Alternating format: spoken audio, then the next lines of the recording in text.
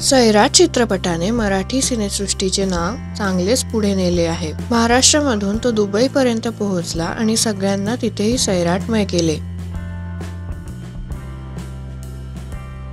सध्या आपण पाहत आलोय की बॉलिवूडचे कलाकार ही मराठी सिनेसृष्टीकडे वळत आहेत, काही कामासाठी तर काही प्रमोशनसाठी। चला हवा येऊ द्या या कार्यक्रमात आपण बरेच वेळा बॉलिवूडच्या चित्रपटांचे प्रमोशन होताना पाहतोय। शाहरुख खानने फॅनसाठी येऊन चांगलीच सुरुवात केली।